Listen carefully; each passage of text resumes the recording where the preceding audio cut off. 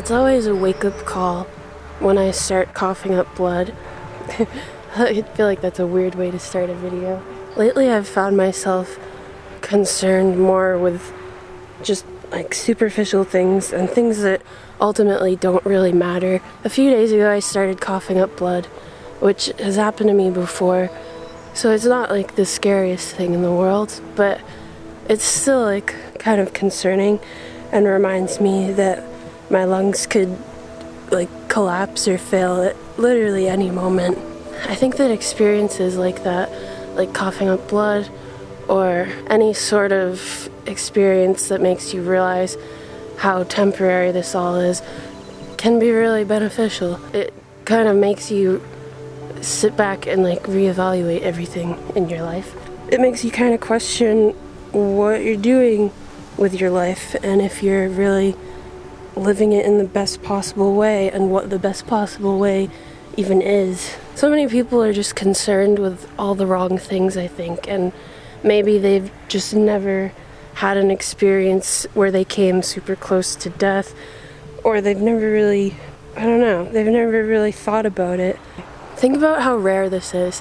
Think about the fact that trillions of atoms came together somehow to form you. Trillions of atoms had to come together in such an intricate way that it created you. It's an arrangement so particular and so concise that it has never happened before, and it's never going to happen again. And these tiny particles, these atoms, are working together for your whole life just to keep you alive so that you can experience this thing we call existence. But this is so temporary. Like, these atoms are just devoted for you for whatever the span of your life is, and after that they're going to disassemble and they're going to go off to be something else. We exist on this earth because it contains all the necessary things for our survival, but like, do you realize how rare that is? Do you realize how rare it is for atoms to have come together to create us and to create this body and consciousness? And I don't know where it all comes from, but somehow it's happened, and it's like a miracle that we're alive and we're existing on a planet like this. What I'm trying to say is this is so rare. The fact that we're alive and the fact that we're in these bodies and we have the ability to speak and see and do all the things that we're doing. And look at what's around us. Like, what is all this? Why is this here? Why has everything aligned so perfectly that we can exist on a planet like this, and that we're even existing at all? And the fact that we're capable of feeling and having these senses and these emotions and everything that we have, it's such a gift to even be alive. And I don't fully understand how it happened, and even the best scientists in the world don't fully understand how it happened, but it's happening, and we're here, and we might as well be making the most of it. I don't know, feel your heartbeat, listen to your breathing. You're alive and you have so much opportunity. If you live in a first world country, you have even more opportunity than people in third world countries. You can pretty much do anything that you want with your life.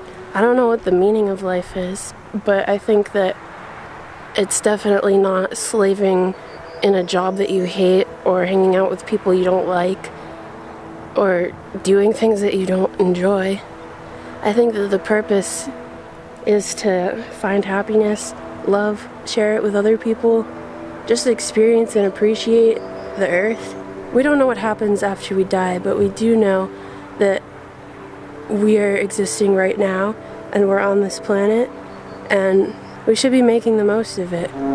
We've figured out so much stuff. We've figured out how to take nature and turn it into a fucking airplane like that. We figured out how to take nature and turn it into these clothes, into an iPhone, into a laptop, into cars. Like, that's a whole other video in itself, but it's pretty insane that we've discovered so much. It's crazy to be living in a time like this where we're discovering more and more every day. The purpose of me making this video, what is that? I just wanted to remind anybody watching this how temporary this all is, and how if you're not living in a way that really makes you and the people you love happy, then what are you doing? I know people don't really like talking about death, but it's real and it's gonna happen. And imagine if tonight you just died in your sleep. Because it could happen. It could happen any night. And one day it's gonna happen. So I feel like you should be prepared for it. Would you have lived a life that you're proud of? Have you done everything that you wanted to do?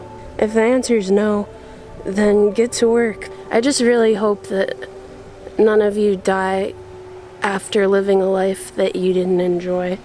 Because it's such a wasted opportunity to spend your time on this earth complaining or hating things. Because holy shit, this is crazy that we're even alive. Like, look at everything around me. Look at everything around you. Do you know how insane this is? It's like mind-blowing to even try to think about why we're here or how we got here. Nobody has all the answers, but one thing that we do know is that our time here is temporary and we're only in these bodies for a limited time. All I'm trying to say is make the most of your life. Make the most of being a human.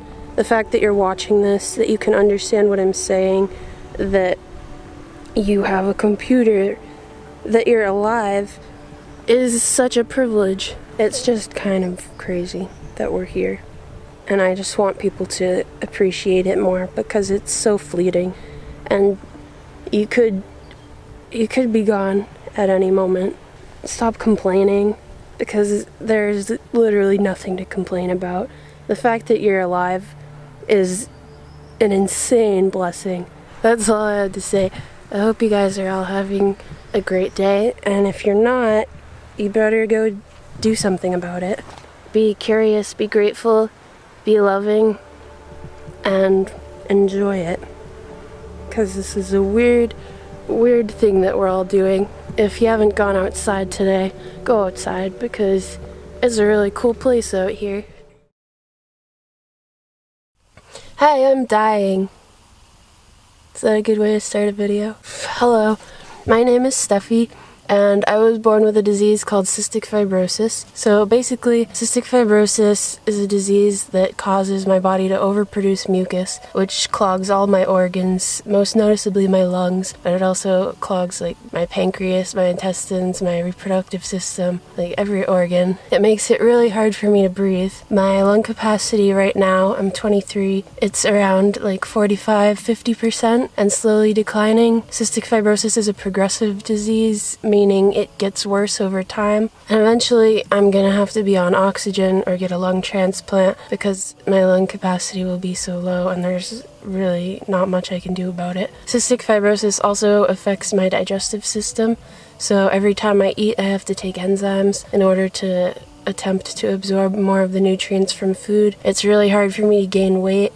I have to eat twice as much as your average person. My life expectancy when I was born was 6 years old or something, but because of new discoveries in different treatments and stuff for cystic fibrosis, my life expectancy now is in my 30s. Some of the treatments I have to do every day other than take the enzymes, or I have to use this nebulizer. I have to follow that with a device called an acapella, which I blow into, and it like shakes my lungs and it makes it easier to cough stuff out. And then after that I have to spend like 30 minutes or so just coughing and trying to get this stuff out of my lungs. I have to spend a lot of time exercising to try to maintain my lung capacity. I have to be really careful what I eat because another thing with cystic fibrosis is cystic fibrosis related diabetes, and that's very common as people get older.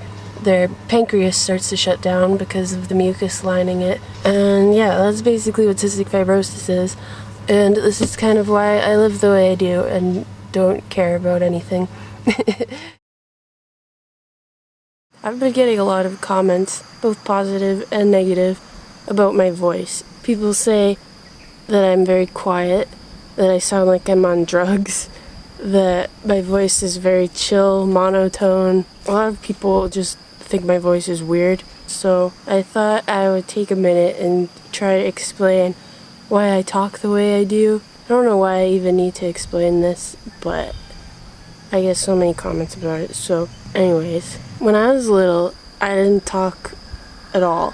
I had what was called selective mutism, which is basically where I would only talk to a select few people, and those people were my mom and my best friend Katie, and I wouldn't say a word to anyone else. If somebody talked to me, I would just look at them and not say anything. I don't know why I was like this, but I was. And so I didn't really talk until 4th grade. That's when I started talking to all people and not just my mom and Katie. So I've always been really shy. So even just talking on YouTube is it was kind of a lot for me. Now I'm getting used to it. So sometimes I stutter, sometimes I'm not as good with my words as I'd like to be, but it's mostly just because I haven't practiced as much as most people. Most people have been talking their whole life, but I didn't really start talking until I was in 4th grade. And on top of that, I have cystic fibrosis. If you don't know what that is, it's a disease I was born with that mainly affects my lungs. So I have about 50% lung capacity right now.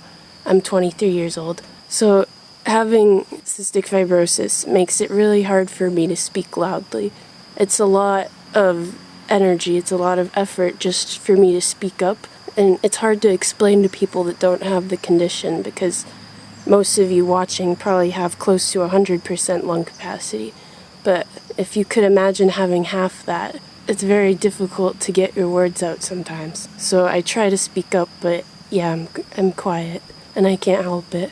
A lot of people have also accused me of being on drugs, which I guess I could understand, because my voice is very relaxed, kind of monotone. But no, I'm not on drugs.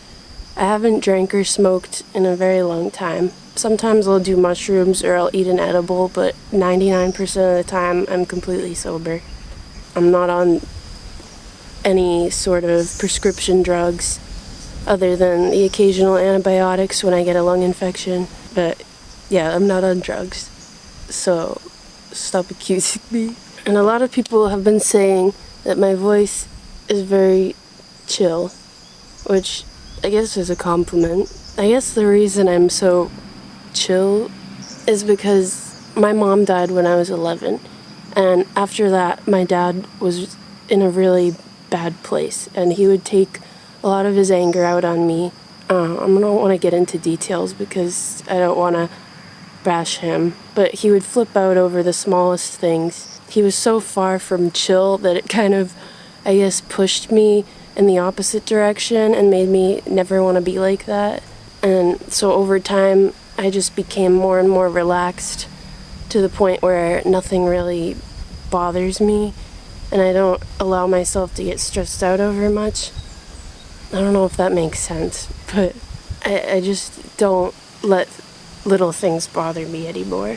I'm not making this to ask for a pity party or anything like that. I just want you guys to know that I'm human, and there's reasons that I am the way I am and talk the way I do. And a lot of people have said that they really like my voice, and I really appreciate that. I don't know if I should make this video, but something is telling me that it's important, and I should. I know a lot of people aren't going to understand, and I'm probably going to get a lot of hate, but I get a lot of hate no matter what I do, so I guess it doesn't matter. I want to talk about the reason I wear makeup, and it's not the reason that most people probably think it is. I don't wear any makeup on, like, my skin, like this part of my face. I just wear makeup on my eyebrows and my eyelashes. I just made a video about why I don't shave, and I talked about how I don't want to support an industry like that makes people feel bad about what they look like, and a lot of people called me a hypocrite because I wear makeup, and you're right, I am a hypocrite, and I feel like I should be more honest with you guys. I don't even like makeup. I don't want to wear it. As a kid, I was kind of a tomboy. I didn't like makeup. I didn't like any of that stuff, and I never really wanted to start wearing it. I don't enjoy putting it on every day, but I have to in order to be treated like a normal person. And that's because underneath these fake eyelashes and this eyeliner and these drawn-on brows, there's no hair. Most of my friends don't even know about this, as I try to hide it. Anyways, the point is, I have trichotillomania. Trichotillomania is basically obsessive-compulsive hair pulling. Some people have it where they'll pull out the hair on their head. Some people pull out their eyebrows, their eyelashes, pubic hair, leg hair, like any hair that grows on your body. For me, I have it for my eyebrows and my eyelashes. It started in 7th grade. Around that time, I was going through a lot. I was like your typical teenager, very stressed, I was trying to figure out life, trying to figure out who I was. My mom had just died, so I was a little bit lost, and I just needed a way to cope with what I was feeling. And one day I started pulling out my eyelashes during school because I was really stressed out over something. Eventually, it turned into something that I would do all the time. I would do it while I was doing homework, while I was at school, before I went to bed. Anytime I was faced with any amount of stress, or anytime that I just was not being super conscious of what I was doing, I would start pulling. And it felt really good. I don't even really know how to describe it. It's kind of like when you have an itch and you just need to scratch it. And if you don't scratch it, you start to go a little bit insane. I kept doing it every time I would feel stressed or hopeless, and over time it turned into like a full-on addiction. By high school, I had no eyelashes at all. A lot of people would make fun of me, not really to my face, but I would hear people behind my back being like, "Why doesn't she have eyelashes? There must be something wrong with her." And I was really insecure about it. I didn't know what to do because I really didn't want to wear makeup. I didn't even know how to put on makeup or anything like that at the time. After I didn't have any more eyelashes, I needed another way to feel that same sort of release, so I started pulling out my eyebrows. And eventually I had no eyebrows either, and I had to learn to draw them on because I wasn't going to go to school with no eyebrows, because then I would be like double made fun of. So every time a new hair would come in, I would pull it out, and afterwards I would feel super guilty about it.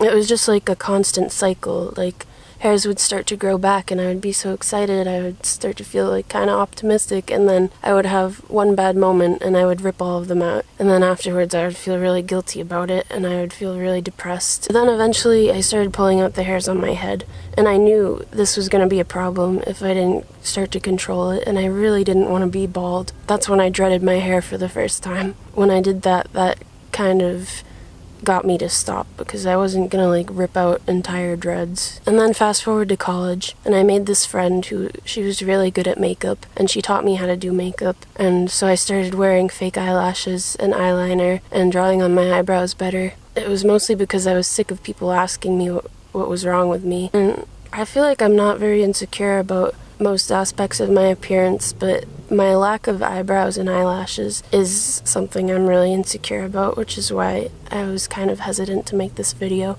It's not like having a weird nose or something like that you were just born with. It's something that's my fault, so it just makes me feel really bad. I'm really embarrassed that I do this, but I don't know how to stop. I've tried so many things to try to stop, but nothing has worked. So, I don't know, I guess the point of this video is just to explain why I wear makeup.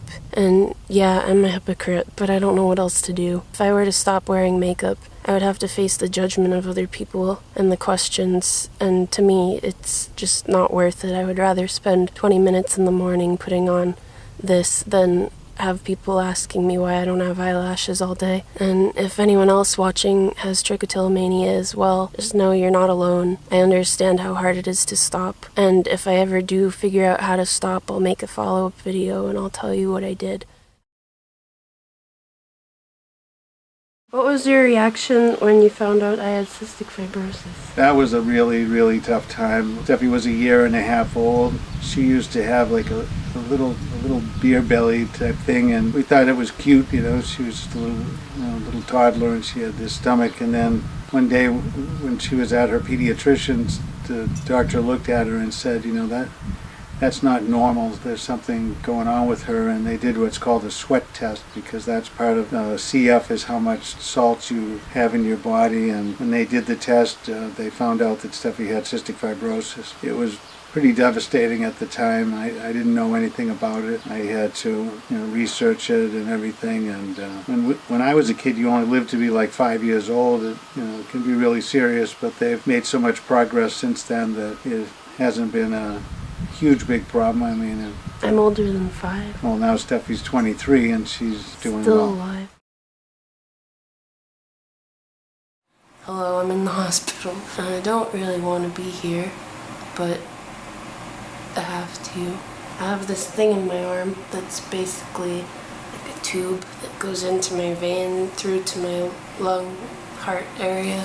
They put it in when I'm completely conscious and can feel everything, and it's the most terrifying thing in the world. And I'm pretty sure the entire floor heard me crying, which is pretty embarrassing. I've been in the hospital for the last week, and I'm gonna be here for at least another week, and I'm kind of going insane. Most of you already know that I have cystic fibrosis, which is basically a disease that I was born with that causes my body to overproduce mucus, and it clogs all my organs, most noticeably my lungs, and it causes a lot of infections and scarring and makes it really hard for me to breathe. And people with cystic fibrosis have to spend a good percentage of their life in the hospital because of these lung infections that we get. So we have to go into the hospital for what is called like clean-outs, where we get pumped with antibiotics to get rid of whatever infection is growing in our lungs. Somehow I've been lucky enough to stay out of the hospital for the last year, which is a pretty long time for someone with CF. But basically, I've had a lung infection growing since like March-ish, and I've been on and off oral antibiotics to try to get rid of it, but nothing is strong enough. And nothing's working, and it just kept getting worse. And if you were following my Europe vlogs at all, you saw that I was coughing up blood, and I was having a hard time even just walking up hills or doing normal daily things. And so when I got back, I went to the doctor and I told her, and we did like my lung function tests. My lung function's a bit down. We decided that it was probably time for me to go back in the hospital. So I am in the hospital. I've been really tired for the last few months because of this infection, and it's just taken like all the energy out of me, which is a lot of the reason that I haven't been vlogging as much. Anyways, now I'm getting IVs through this thing. The antibiotics go straight into my bloodstream, and hopefully they'll get rid of the infection. The side effects make me feel really weird and not very good, but it's really the only option unless I want to die. So while I'm here, I'm on these antibiotics, and I'm working with physical therapy to try to get my lung function back up. I've been really sad for the last week, which is why I've waited a whole week to film this video. I'm really afraid of like needles and blood, and hospitals just cause me a lot of anxiety. I'm stuck in this room, and I'm not allowed to go outside or even leave the room without a mask and this gown thing on. I'm starting to adjust to the hospital life now. As much as I hate medications and the side effects and everything, before we had modern medicine, people with CF only lived to be like 6 years old if they were lucky. And so the fact that I'm 23 and still alive is kind of crazy. So then I try to keep that in mind when I'm feeling sad. I hope you're all healthy and alive, and if you are lucky enough to be in good health right now, I hope you go out and do something exciting today. Go make the most of your life, because people that don't have health problems really don't realize how lucky they are. You have the opportunity to go outside and do fun things, and I'm really jealous of you. I hope you're having a lovely day. I hope your day is better than mine, and I hope you... I don't know. Hello, it's like 2 in the morning. I am still in the hospital, so I asked on Instagram for some questions to answer, and we're gonna answer some questions. So I asked mostly for like cystic fibrosis related questions. That's kind of the theme of this. Valentina Turner says, if you didn't have cystic fibrosis, do you think you would still live your current lifestyle? That's hard to say, because like butterfly effect, I don't know what anything in my life would be like if I didn't have cystic fibrosis, because this is all that I've ever known. But I would like to think that I would still be living this lifestyle. It's not like I decided that I'm gonna go travel and do all these things because I have cystic fibrosis. I've wanted to do this for a really long time without even thinking about the cystic fibrosis aspect of it. I was just like, wow, that sounds like a fun lifestyle. I want to do that. So I started doing it. Sircan KR says, how do you handle with CF? Do you accept it? Do you realize it? Or you just say, fuck it, I live my life till the end? Because I have CF too, and I really don't know how I feel about it, because I'm getting older and older, and so getting closer to my end, if you know what I mean. How do you live with it? I don't know. I accepted the fact that I'm gonna die a lot earlier than most people a long time ago. It doesn't really bother me. Really, I could die at any moment. Anyone could die at any moment. You could get hit by a car tomorrow and be dead. You don't really know when you're gonna die. I know that I'm probably not gonna live to be like 100 years old. I don't really think about it in that way. I don't think, oh shit, I'm dying. I don't know. We're all dying. Who cares? People worry too much about dying when you should really just be focused on living. You are on this earth. Why would you want to waste all your time thinking about what's gonna happen when you're not on this earth? You know? Just like live while you're alive, you know?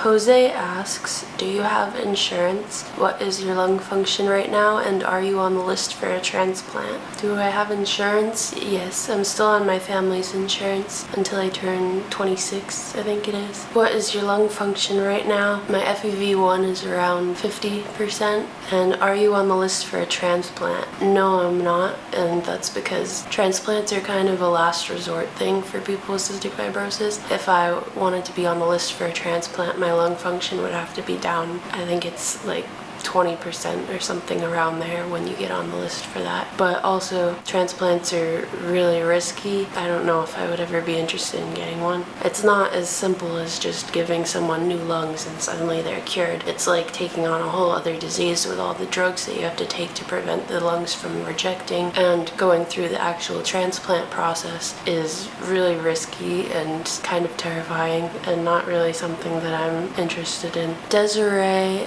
asks, are you scared of dying, and what do you believe will happen to your spirit? Get well soon. Thanks, Desiree. Am I scared of dying? Yes and no. I don't think about dying on a daily basis. It's not something that I'm constantly afraid of, but I've had moments where I've truly felt like I was suffocating or I was coughing up so much blood that I thought I was gonna die. And those are the kind of moments that scare me. In those moments, you're like, shit, I don't think I've done everything that I wanted to do yet, and I don't think that I've finished saying everything that I've wanted to say yet, and I don't want to die yet. You just kind of panic. When I've been really close to death, I get scared. But just in my daily, everyday life, it's not really something I think about. What do I believe will happen to my spirit? I don't know. I'd like to believe that there's something after this life. Half of me thinks that it's just like going to sleep and never waking up. Like you have no conception of it. You're not conscious and aware, so you wouldn't even know that you were dead. And it's kind of like being asleep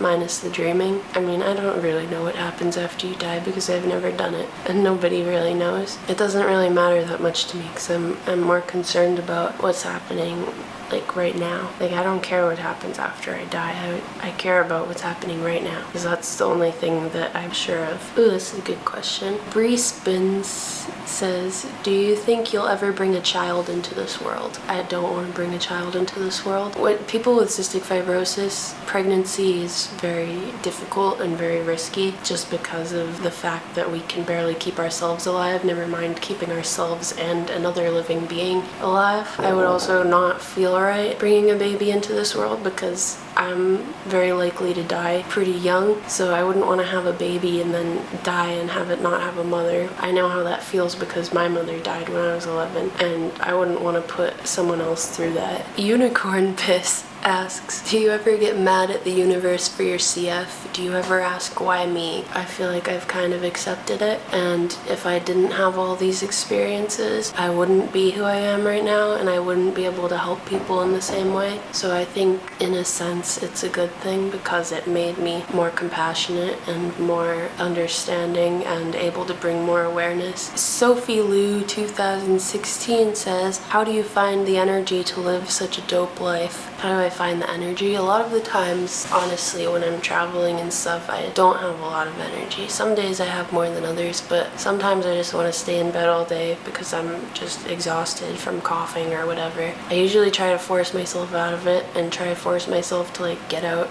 and breathe. I also do have to take a lot of breaks, and I'm kind of slow compared to my friends. I could sit at home and rot at my dad's house until I die, or I could go out and live my life. And although it's exhausting sometimes, I would much rather go out and live my life. Waf K says, how did you deal with cystic fibrosis when you were younger? I just kind of did, because I didn't really know that there was anything wrong with me. It's all I've ever known. It's kind of like I have really bad eyesight, and I didn't know that I had bad eyesight until I was in 4th grade, and I finally got my eyes checked. But up until then, I had always had blurry vision, so that was all I knew, and I thought everybody saw like that. It's kind of like that. I thought that it was normal to like not be able to breathe and to have to do chest PT and do all these nebulizers and take all these pills. But then eventually when I got older, I realized, oh, that's not normal, and that's not something that other kids do. It didn't really bother me. It's just like a part of life. Faded Flame says, will this affect your traveling in the future? How often do these infections happen that leave you hospital bound? Will these happen your whole life? Will this affect my traveling in the future? Yes, which is why I'm trying to travel and do things as much as I can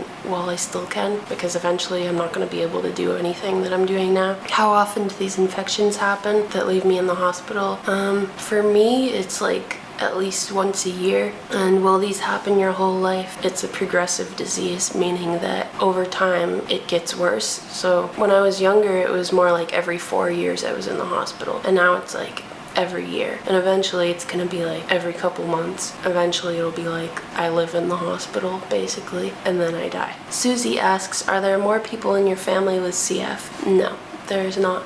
My mom and dad are both carriers of CF. Like, they carry the gene that made it so I have CF, but neither of them have CF. Bria BC asks, do you believe in a higher power, or are you religious? Also, your favorite place in the world. Hope you feel better soon. Thanks. Do I believe in a higher power? Yes. I wouldn't necessarily call it God, but I feel like there has to be some sort of energy that's bigger than us and that we can't exactly comprehend. Am I religious? No. I think there are things from a lot of different religions that I do resonate with, but there's no one religion that says everything that perfectly matches my thoughts. And your favorite place in the world? Probably Indonesia or Thailand. Okay, I think that's enough questions. I don't know what else to say. Thanks for all the questions.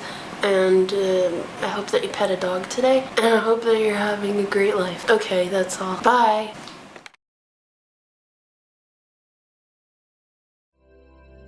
A little over a month ago, I left the island I was on in Thailand because I was kind of depressed and I just wanted something different. My plan was I was going to go to Australia because I've always wanted to go to Australia. I was so close to it, being already on that side of the world. I was like, I should just go now because I might never get this chance again. So I was going to go to Australia. And the cheapest way to do that from Thailand was to fly to Bali before flying to Australia, rather than just flying directly from Thailand to Australia. I was going to go to Bali, spend a couple weeks there, and then I was going to go to Australia. But obviously this all didn't work out because I'm not in Australia. I wish I was in Australia. Could be chilling with a kangaroo right now, but I went back to Bangkok, which is where the big airport in Thailand is. A few days, or maybe like a week into being in Bali, I started to get this really bad pain in like my neck and the back of my head, and I thought maybe I just slept weird or something, but it was lasting for days and it wasn't going away. So I went to a massage place. I've always kind of been scared of massages, but I was kind of desperate because I was in a lot of pain,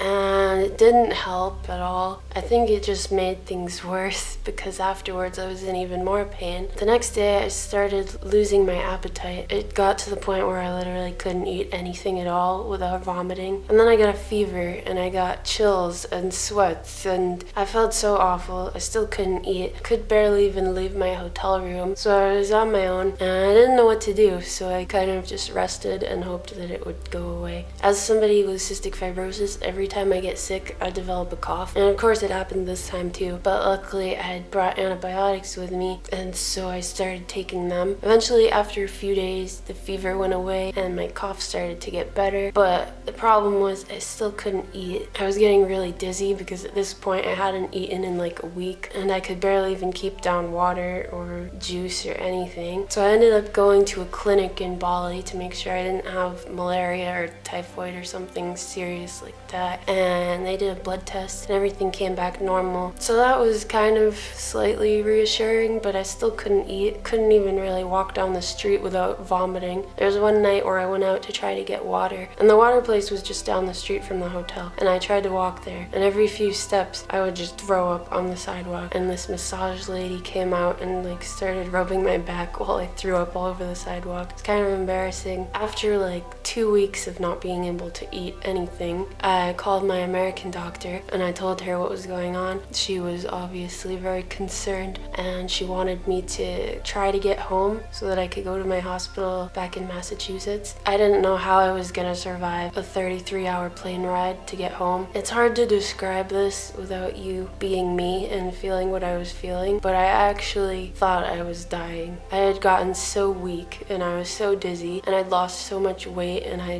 don't know, I just felt like really awful. I somehow survived the flight home. I had 2 layovers and it felt like the longest flights of my life, but I managed to land in Boston alive, and I went to the emergency room and I was admitted into the hospital, and they gave me IVs and they did all of these tests, but they never figured out what was wrong. I had lost around 20 pounds, which is kind of a lot for me. I was just really not looking good or doing good, and I left the hospital still unable to eat, but I just kept resting, and slowly my appetite started to come back. So over the last month, I've been just trying to regain my strength and eat and gain weight. It's been really difficult because I've been really tired. But yeah, that's what happened. I almost died, but I didn't. It could have been like food poisoning, something. There was some sort of toxin in me that my body was desperately trying to get rid of. I don't know why I wasn't able to eat for so long. I don't know why any of that happened, but I guess I wasn't meant to go to Australia just yet. I'm doing a lot better now. I'm eating, I'm becoming a normal, functioning human again. Be careful if you're traveling. Be careful what you eat. Learn from my mistakes. I don't even know what my mistake was, but learn from it anyways. I feel like I almost die too often, and it's kind of like the boy who cried wolf. You guys are just waiting for me to actually die, but when I actually die, you're gonna not even care because of the amount of times that I've already almost died. Never mind, I don't know what I'm saying. You wanna know some fun facts? When I was in high school and college, I dyed my hair literally like every week. I had red, orange, I don't think I ever had yellow, but I had blonde, green, blue, purple, pink, black, brown, every color. I had it. I had a mohawk once. I had dreadlocks 4 or 5 separate times, and then I undreaded them. I haven't shaved my head yet. That's still on the list. Good morning. I'm currently not traveling. I've been staying with my family since I got sick a few months ago. I've just been trying to get stronger so that I can travel again. My lung function is currently around 50%, and I kind of want to get it up to like at least like 55%. So I've been going to the gym every day. I don't think you can tell yet, but there's a little bit of muscle there. There didn't used to be anything, but now there's like a little bump. How do I stay so positive? I think that the answer is I'm not always super positive. I'm actually really sad a lot of the time, but I think that's just part of being a human. I'm glad that I get sad a lot because it pushes me to go in a direction that will make me happier. If I didn't get depressed, I wouldn't have any motivation to change. The words you speak are creating your reality. That sounds really like hippie-ish, but the things that you say out loud, that's what you're attracting into your life. And if you're saying my life sucks or whatever, then you're just affirming that and making that your reality. But if you're like, my life is beautiful and I'm so grateful for this and that, then you're affirming that. You just have to kind of try to be positive. Train your brain to think more positively. Be grateful for everything. Anyways, next question. From every hard situation in life, no matter what it is, if it's a relationship or a health problem or somebody's death or whatever, you just have to try to find the positive in it and to like be grateful for what it's taught you. Everything that we go through is here to make us a stronger person. So even if something seems really hard and like really impossible to get through right now, you gotta trust that it's happening for a reason. It's happening to teach you something, and you're gonna come out of this situation so much stronger, and everything's gonna be okay. But while you're walking on your path, when you're not walking with somebody, you really have to learn how to enjoy your own company, because nobody's gonna want to walk with you if you're not having a great time by yourself. Like, if somebody sees that you're having a great time, walking your path, doing your thing, they're gonna be like, dude, I want to join that path. I want to walk with them. They seem like they're having a great fucking time. And so, you just gotta do your own thing and be happy doing it.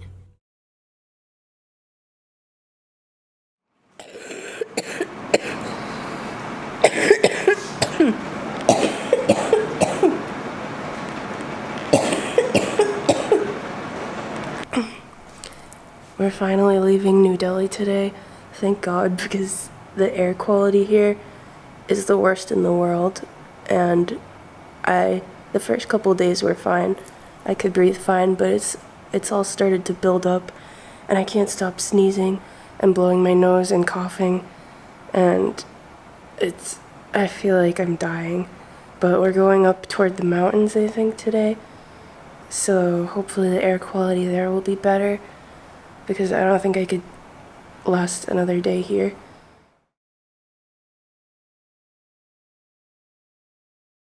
I have no voice, and I don't know what to do.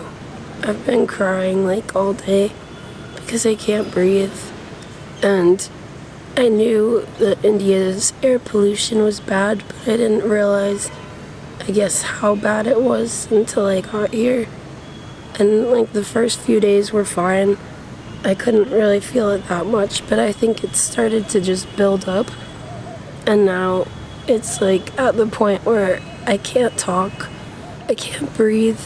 Last night I woke up like I felt like I was suffocating and I was gasping for air, and I had to like just sit there and cough for like 10 minutes to be able to get a breath in, and I've been blowing my nose and sneezing constantly.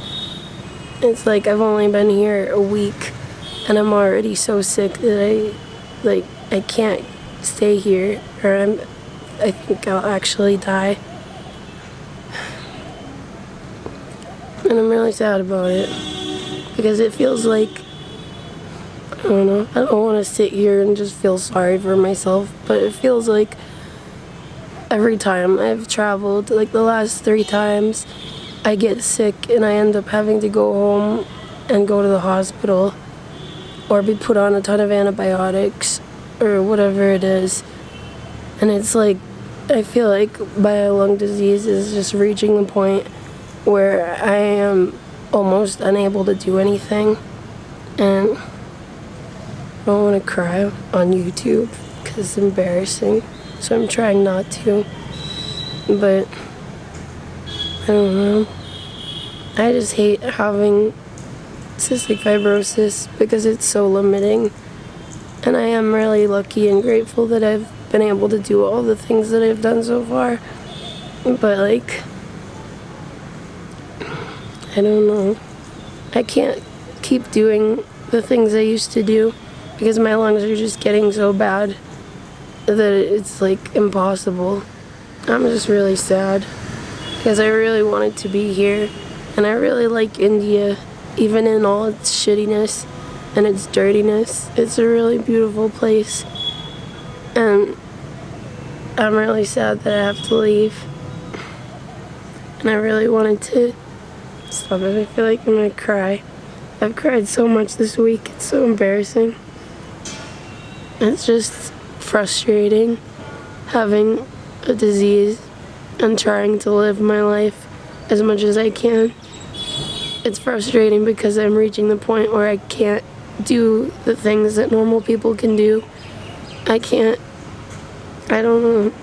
It's like my lungs just keep getting worse and there's nothing I can do about it. And I guess being here in the most polluted place in the world definitely didn't help. But I don't know. I thought I could handle it. I always think that I can handle more than I actually can. And then I get somewhere and realize that I can't handle it. I look so ugly right now. I'm sorry. And I sound like I've been smoking for the last 20 years. I'm just sad. I don't know. I'm so jealous of people that can just like live without chronic chronic illness. Like, it sucks. And I always downplay it and act like I'm okay when I'm not. But a lot of the time, I really am not okay. India's air quality is just so bad. And I don't know, I don't think I can stay here. I think if I stay here, I'm just gonna get sicker and I'm just gonna die faster. And I'm really sad to have to leave only a week into being here, because I was planning on being here for a couple months at least. Like, I packed enough for 4 months just in case I wanted to stay that long. But I didn't even last like a week. I just don't know what to do. Because it's like, I said in my first India vlog that I'm running out of time, and I don't know if some people just didn't understand that, but with cystic fibrosis, like, over time your lung capacity or your lung function declines. It's like, it's a terminal illness, so it just slowly declines until you die. And my lungs are at the point where it's getting close to the end. It's getting close to where I need to be at home all the time, or be on oxygen, or be in the hospital. And there's a drug coming out later this year that might help, hopefully, if I can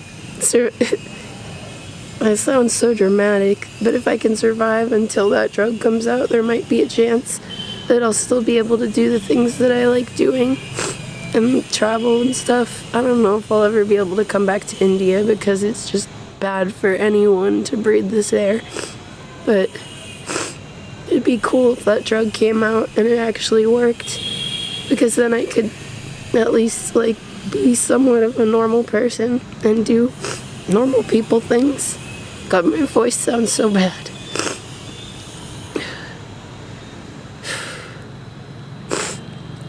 I don't know. I said I wasn't gonna cry in this video, but now I'm crying like an idiot. I don't know what I was thinking coming here, but I guess at least I tried. And even though I only lasted a week, it was still really cool to see India. And I'm glad that I came. Anyways, this is a depressing video, but I just wanted to update and let you guys know why I'm leaving India. God, I'm sorry for being so gross and sick right now.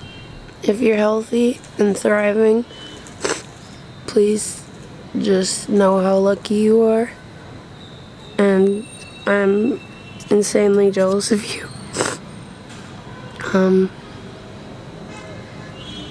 I say that all the time, but it's true. I think a lot of people, if you don't have a chronic illness, you don't always realize how blessed you are to just be able to do things without having to worry about your health. Like, I would give anything to have that. Okay, I'm gonna stop being a baby now. Bye, guys. Thanks for listening.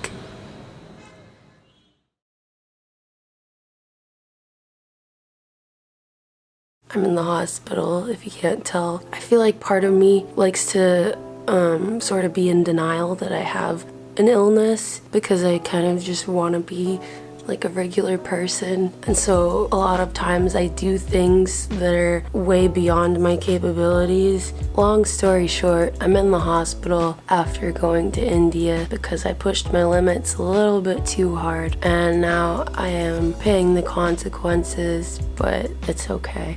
I knew before I left that India's air pollution is like really bad. I was kind of concerned about it. I bought one of those like military grade mask things, and I talked to my doctor about it. She thought I would be fine, and I thought I'd be fine. And then I got there and I was fine at first, and then after a couple days of being in the city in New Delhi, like all the pollution kind of started to build up in my throat and my lungs, and I had never experienced that level of air pollution before, so I didn't really realize what it would do to me. There was one day when I woke up after a night of waking up a million times, really unable to breathe. I felt like I was suffocating, and then the next day I kind of just panicked and I was like, I need to go home. So I just booked a ticket and I went home that night.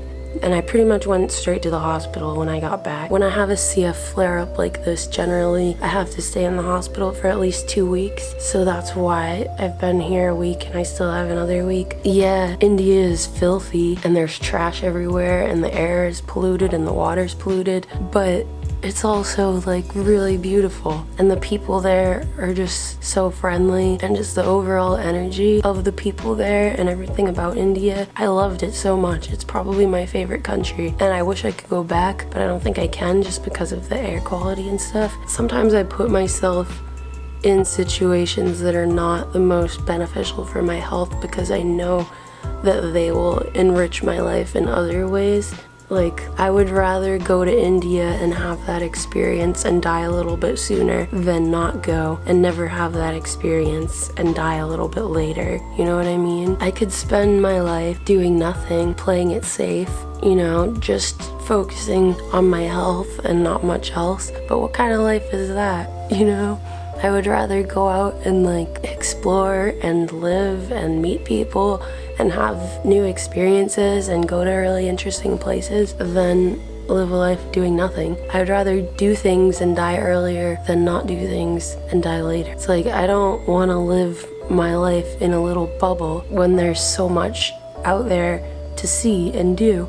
And even though I have this limitation that is cystic fibrosis, I still don't let it stop me from doing things. And I think sometimes I push myself a little bit too much and then I get sick like I did this time. It's almost like kind of worth it in a way. Even though I was really sad to leave India and go to the hospital, it's like I'm still really glad that I experienced it. And if I had to like do it all over again, I don't think I would have changed anything. I think I still would have gone to India. Of course, it's important to pay attention to your health and try to be as healthy as possible, but it's also important to live while you're alive. And that's kind of what I was trying to do. Hello, my name is Steffi, just in case you didn't know that, and I was born with a genetic disorder called cystic fibrosis, which basically causes my body to overproduce mucus, which clogs my organs, especially my lungs, and causes frequent infections. And because of these infections, sometimes it gets so bad that I have to stay in the hospital. Like right now, I have to get IV antibiotics through this PICC line, and I usually have to stay in the hospital for at least 2 weeks at a time. I've had to stay in the hospital probably at least a couple dozen times in my life. The morning routine is always kind of something like this. Hopefully this video gives you kind of a better understanding of what cystic fibrosis is like. Good morning, good morning, good morning, good morning. It's 6 a.m. and every day I start off my morning very peacefully to the blaring sounds of my IV machine beeping. Eventually, after about 30 minutes of waiting, a nurse finally comes in and shuts it off. By this point, I'm awake and only moderately annoyed. Next, I do my nebulizer, which contains hypertonic saline, aka salt water. It helps loosen up the shit in my lungs so that I can cough it out easier. Every hour or two, a nurse comes in to take vitals, just to like make sure I'm still alive and stuff. Next, we do a thing called chest BT. Basically, a physical therapist beats on my chest in different positions for like 30 minutes, and then I cough a bunch. Sometimes I throw up from coughing so hard, but I figured you probably didn't want to see that on video, so I cut it out. You're welcome. Then I brush my teeth. Very fun stuff. And then to shower, I have to put this plastic thing over my PICC line.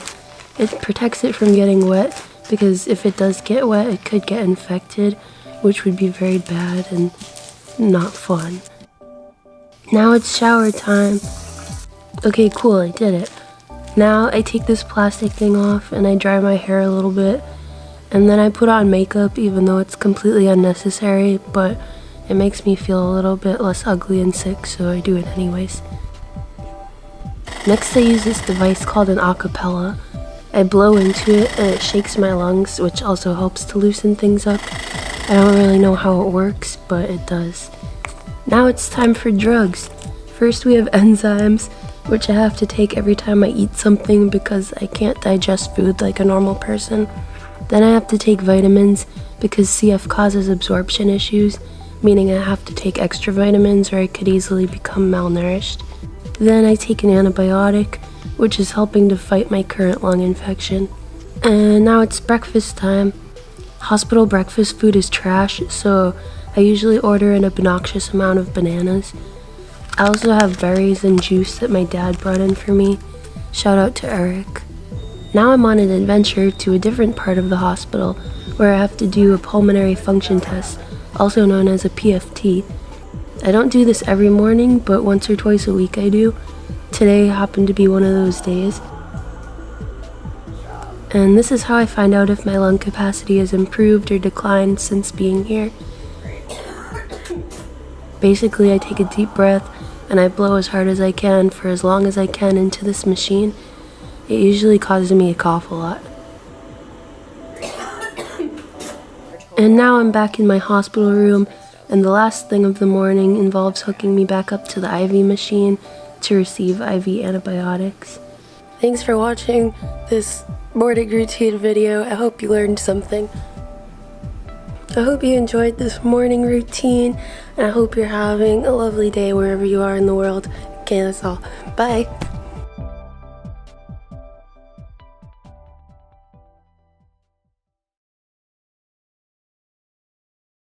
Hey, what's up? My name is Steffi, and if you don't know, I have cystic fibrosis, which is a terminal illness that I was born with. When I was born, my life expectancy was around 6 years old, but now the average life expectancy for someone with CF is 37 years old. I turned 25 this week, and I would guess that at the rate my lungs are declining, my personal life expectancy is probably around 30. Maybe shorter, maybe longer. There are some new medications coming out soon for CF that might help, and if they do, I could live potentially longer than 30. I have no idea really, but my whole life I've kind of known that I wasn't gonna live very long. It's never really bothered me. It's just part of my life. Throughout my life, I've had to do a lot of different treatments. I've spent a lot of time in the hospital, and I've had a lot of really close encounters with death. I've also watched my mom die. When I was 11, she died of cancer, and so that kind of also gave me a different perspective on life and death. So I think from having cystic fibrosis and from having such a close relationship with death, I've learned a lot, and there's a lot of life lessons that most people don't really think about because they're not really thinking about death all the time. But yeah, I thought I would share some of these lessons. There are definitely more than 10 lessons, but these are just the ones that I thought of. So the first thing is, most of the things that we complain about are really not that bad. There are real problems in life, like I don't know, like trying not to die of a lung infection. And then there are like petty little issues, like maybe someone cut you off in traffic. I think it's really important to not get hung up on the little issues that happen in life. Don't let it ruin your day. When shitty little things happen, it's best to just brush it off, get over it, and move on. There are so much worse things that you could be experiencing, and I don't think it's worth wasting energy and spreading negative energy on things that really ultimately aren't a big deal at all. Second thing is, living for the weekend is not real living. And I say that because we have such a limited time here. No matter if you're dying of a disease or not, we really don't have a lot of time. We really don't know when we're gonna die. I think if you're working a job you hate every day or doing things that you don't enjoy doing every day, you really need to make a change, because I feel like a life is not worth living if you're just miserable all the time. And it's so precious that we're even here experiencing this, and I think to waste it all doing things you don't enjoy doing is just really sad. And there are ways to make money and work and also be happy. You just have to find those ways. Work to live, but don't live to work. That's what I'm trying to say. Number 3. Live as much as you can while you physically can. Don't wait until retirement to start doing all the traveling and all the things that you wanted to do. Because the thing is, if you even live long enough, to reach retirement, which is never guaranteed. By the time that you get to that age, you're gonna be so old and like broken and like not physically able to do things. So traveling is gonna be a lot more difficult and a lot more exhausting. And basically it's just not gonna be that easy. I think that if travel is one of the things that you want to do with your life, you should do it while you're young.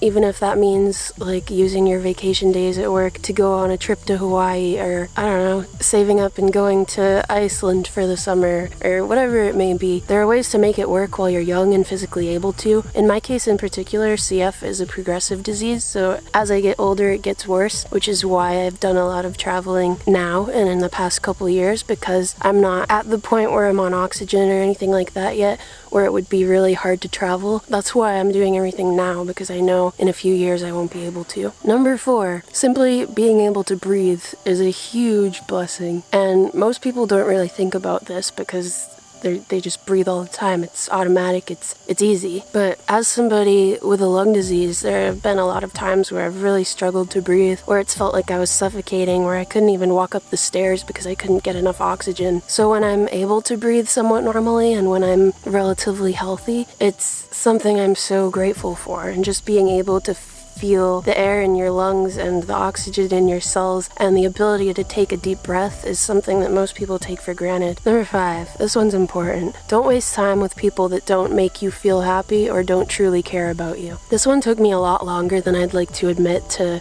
really learn. After a more recent kind of toxic experience, I've really learned to value my time a lot more and really pay attention to who I surround myself with. And if something just doesn't feel right, I leave. If it's not healthy for my mind, I just don't stay. Also, you really do learn who your real friends are when you're sick. The ones that care about you tend to make it known, and the ones that don't care about you probably won't even contact you when you're in the hospital. And that's something that I've learned. It's kind of a good way to weed out the ones that are just taking advantage of you or don't really care. Lesson number 6, don't take your healthy days for granted. With CF, I have ups and downs. I have days where I can't even walk up the stairs and I'm coughing all day. I basically can't do anything. I have no energy. And then I have days like today, for example, where I have a lot of energy and I can breathe and I can do most normal people things. And I think having those days where I can't do anything has helped me to appreciate the days where I can do a lot of things. And so on those days when I can do a lot of things, I try to make the most of it. I think that's an important lesson for anybody. If you feel well, if you feel healthy, make the most of it, because you might not always have the health that you have now. What number are we on? 7? Yeah, number 7. Showing your friends that you love them is so important. This one really hit me after a couple near-death experiences I had in the last couple years. When I was on what I thought could have been my deathbed, I realized what was really important to me, and the most important thing in my life was my relationships with other people. And I realized I don't want to die holding any grudges. I don't want to die without my friends knowing how much they mean to me. Letting people know how much they mean to you is so important, and being there for them and like listening, like really listening and connecting with people is the most amazing thing in the world, for lack of better words. And giving to them, giving to the people that you care about, will not just bring them happiness, but it also bring you happiness. Number 8, material things don't matter when you die. Spending money on experiences will bring you so much more life satisfaction than spending it on material objects. You're probably not going to be thinking about the $300 designer shoes you bought when you're on your deathbed, but something that you will probably be grateful for is the trips that you took and the shows that you went to with friends and the classes that you invested in because you wanted to learn some new thing. You can still buy material stuff if you want. Of course, some of it might benefit your life in some ways, but I would say try to prioritize and spend more of your money on experiences rather than things. It'll mean so much more to you in the long run. Number 9, nature is fucking amazing and needs to be appreciated. Look at the trees and the leaves and the animals and like everything around you. I know it's here all the time, so we don't really appreciate it. We kind of take it for granted because we see it all the time. Don't overlook it. As far as we know, this is our only time here in this dimension on this earth. So appreciate it. Spend time in it. Go hiking. Go hang out with horses. I don't know. Just appreciate the fact that you are on this weird planet and you are having a human experience. And then number 10 is Just chill out. Enjoy life. Don't make it so serious. Life is just like one big weird game that we've been thrown into. It's a lot of fun if you allow it to be. Getting upset over minor things and holding grudges and getting in fights, it's all like, it's so silly. Like, just enjoy life. Because it's crazy that we're even here. There's this quote that I used in my high school yearbook. It was like my yearbook quote. And it said, never take life too seriously. Nobody gets out alive anyways. Yeah, I'll leave you with that. That's it. Those are 10 things that I thought of. I hope you gained something positive from this video. Bye.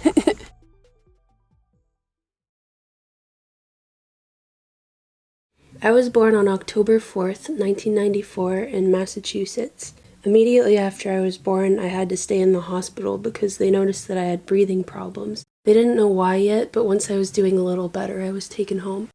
I grew up in a small town in an average middle-class home with my mom, Cindy, and my dad, Eric. My mom was a businesswoman and she ran a postal service, and my dad was a car mechanic. I grew up with a lot of pets because my mom loved animals and was the type of person to adopt a new pet every time she walked into a shelter or pet store. I think I got my love for animals from her.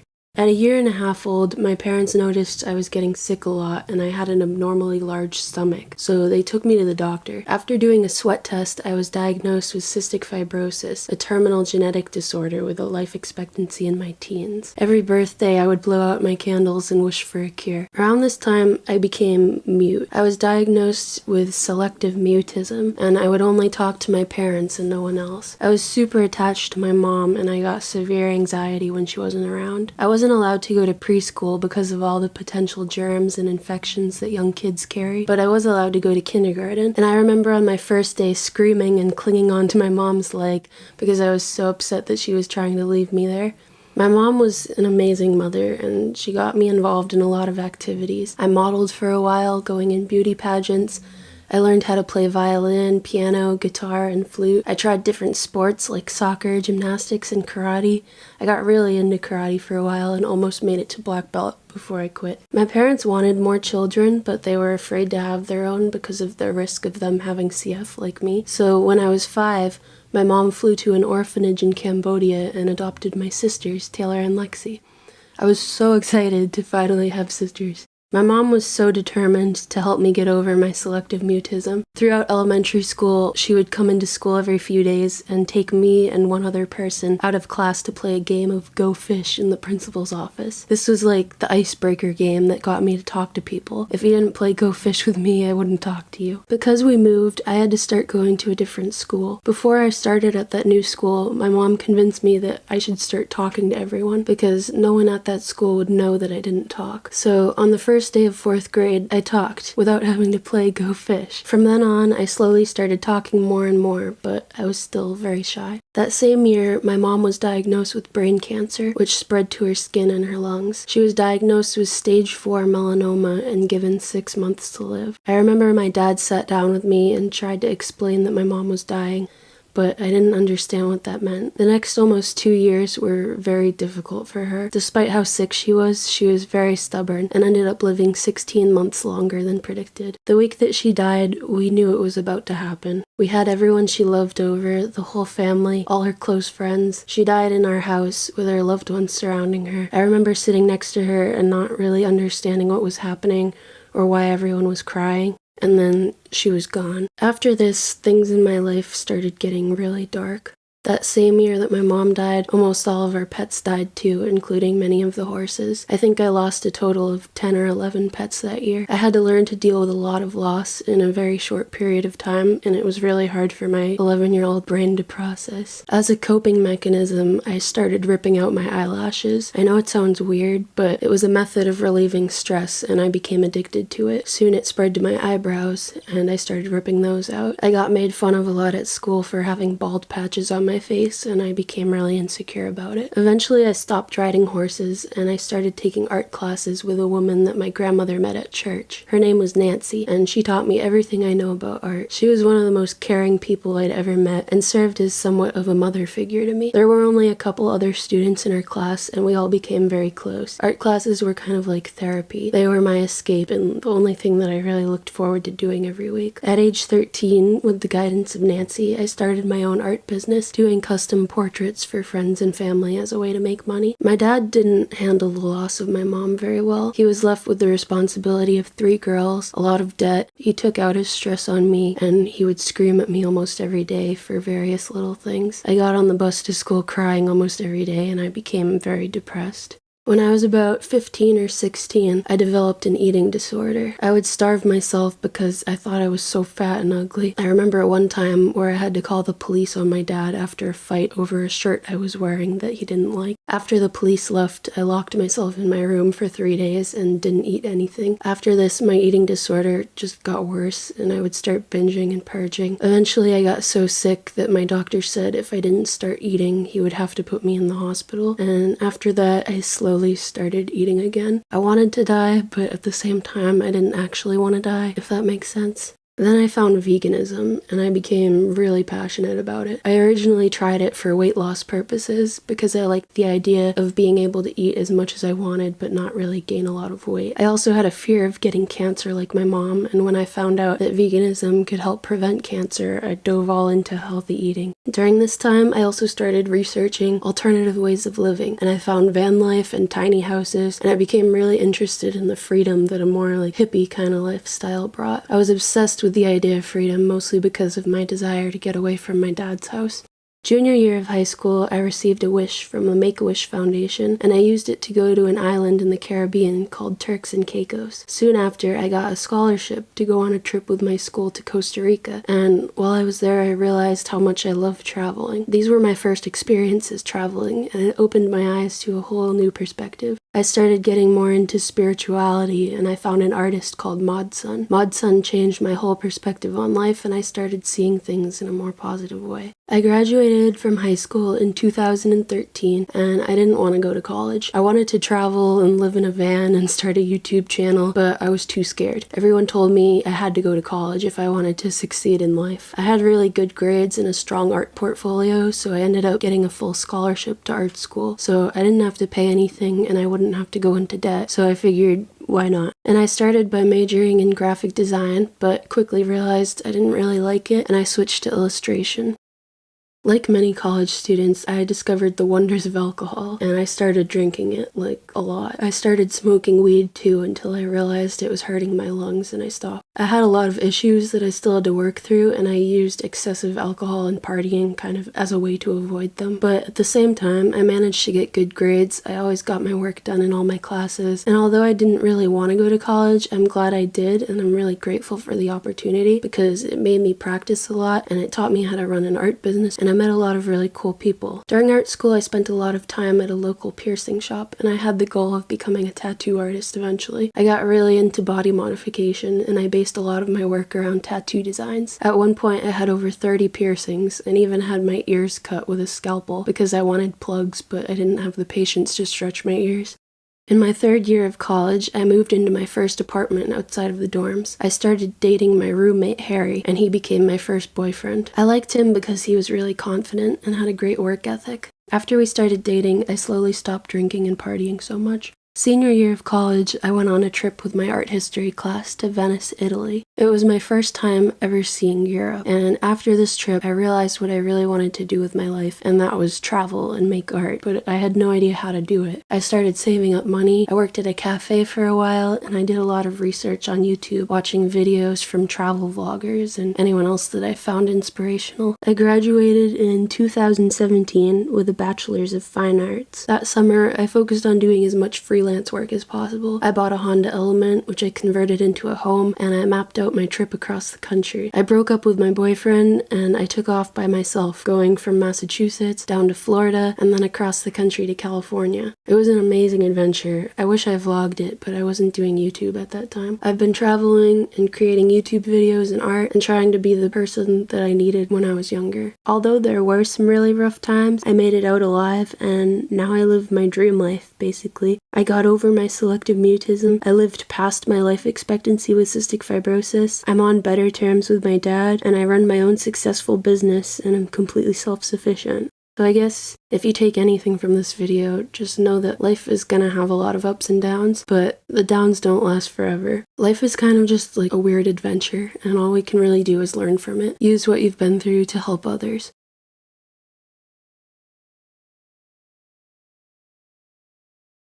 A breakthrough drug was just approved for people diagnosed with cystic fibrosis. Huge breakthrough announced today for people with cystic fibrosis, a rare and life-threatening disease with no cure. For thousands of people living with cystic fibrosis, this is life-changing news. It means they will no longer just be treating the symptoms for their disease, but the underlying cause. A new 3-drug combination called Trikafta was unveiled last week in a pair of papers in The Lancet and the New England Journal of Medicine. And it's already being called a game changer by medical professionals who don't use that kind of language lightly. The doctors say it will bring new hope to patients and pave the way to a cure. Ever since I was little, I've known that I wasn't going to live very long, and now there's this drug that could potentially make it so me and other people with CF can live a lot longer than we originally expected. If you've been watching my channel for a while, you probably already know what CF is, but it's basically a mutation in the CFTR gene that causes the CFTR protein to become dysfunctional. That leads to an overload of mucus in the body, which causes all sorts of problems, from trouble breathing to frequent lung infections to trouble absorbing nutrients. So most people with CF end up dying of lung failure because over time your lungs just deteriorate from all the infections and everything to the point where you can't breathe anymore. When CF was first discovered in 1938, people with it didn't really live past their first year of life. By 1980, life expectancy reached around 10 years old. By 1990, because of scientific breakthroughs and all that kind of stuff, people with CF could live into their late teens. And now the life expectancy average is about 37 years old. So my whole life I've kind of expected to die in my late 20s, maybe in my 30s if I'm lucky. And I never really thought that something like this would come out to change that life expectancy. When I was little, my mom told me, someday they're gonna find a cure, and this isn't a cure, but it is the closest thing to a cure that we have so far. It's able to help 90% of the CF population, and it's showing increase in lung function by around 14%, which is insane for someone with CF. 14% could get somebody off the transplant list. It could get somebody from being in a state where they can't even go on a run or walk upstairs without getting into coughing fits to being somebody that can do normal daily tasks like that without coughing so much. I never really thought that we would find something so effective within my lifetime. It's such a complicated thing, and this drug has to target something so small and so specific. And when scientists first proposed the idea of treating the underlying cause of CF many years ago, it didn't seem possible. And now it exists and it's possible, and it was just approved by the FDA, meaning people with CF can start taking it. The people I know that have already started it are seeing results they don't cough as much. They're gaining weight, and with CF it's really hard to gain weight, so that's really amazing. They have more energy. We still have CF, but the symptoms are so greatly reduced on this drug. I'm not on this drug yet because unfortunately it costs $300,000 a year. I don't have that kind of money, so I'm waiting for insurance approval. So hopefully it'll be approved for me soon. Honestly, I'm really terrified to start it because I'm afraid of taking pills in general. I don't even take Advil because I'm afraid of drugs, and this drug is something that I would have to take for the rest of my life, and it affects everything on a cellular level. So it's really kind of scary, and I don't know what the side effects are. I don't know if it's gonna work for me. I'm hoping that when I start it, it'll work and the benefits will outweigh any side effects. Imagine living your whole life thinking you were gonna die in your 20s or 30s, you were gonna die really early, and then suddenly kind of out of nowhere being told that you might actually live into maybe your 40s or 50s or maybe even later. I haven't planned for my future or really thought about my future at all. I have no idea what I'm doing because I never expected to live a very long life. So I've kind of just been doing as much as I could in the little time that I thought I had, which I guess is good because I've experienced a lot, but now it's I have to actually think about things like retirement and stuff, which is something that I never thought I would ever think about. It's a really strange thing, and I'm so excited for everybody with CF that this is gonna benefit. This is the most amazing thing that we've had in terms of treatments for cystic fibrosis. so far. In the last couple weeks since the FDA approved this drug, I've gotten so many messages from you guys being like, have you heard this? Have you heard this? And yeah, I heard it right away. I just have been taking a while to make a video about it, but I'm excited. And thank you for sending me all the articles and everything and for caring. I've been so overwhelmed because I don't know what to do. I've known about this drug coming out for the last year or so, but I didn't realize how much it would benefit people and how much it would increase lung function. And now seeing the results is mind-blowing. I don't know what to do with my life now. I'm probably going to continue doing what I am doing, but I need to be more mindful of planning for the future and stuff, which is weird because I've never really done that before. I feel like my brain's going to explode. I don't know what to do anymore. In other news, if you saw my video about how my life expectancy has changed, you know that there was this new drug that was released for people with cystic fibrosis. I have good news, which is that I got insurance approval on the drug. I actually have it. It just came this morning. I haven't started it yet, but I will probably start it tomorrow. I plan on vlogging to show how it affects me. I'm really nervous. Hi. So I've been on the new CF drug, Trikafta, for the last 2 weeks. I knew based on hearing reports from other people that have already started it, that the first couple days, maybe the first week, would be a little bit difficult. I might have some headaches, some tight-chestedness. I couldn't have possibly imagined how bad it was actually going to be. I was gonna make this video sooner. I was gonna do a 1-week update, but at the 1-week mark, I was actually in the emergency room. It was bad. Day 1. It's my first day on Trikafta, and I'm super nervous. It is Monday, November 18th at 10:23 a.m. and I'm taking my first dose. I don't know why I'm so nervous. Just take it. So far, what I've noticed is I have a slight headache and I'm a little bit dizzy. I don't know if it's from the drug or something else, but that's just what I've noticed so far. I'm gonna eat lunch and see if that helps. It's 4 p.m. now. I had a headache most of the day, but I took a nap. I feel like I can't think very clearly, but I think that's just from my headache. My brain's just kind of foggy. It feels like there's stuff in there that's loosening up a little bit that I need to cough out. Summary of day 1.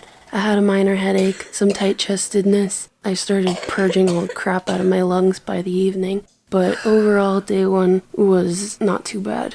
It's been 12 hours. And I'm about to take the nighttime dose. My head really hurts and I'm going to bed, but I'll update tomorrow.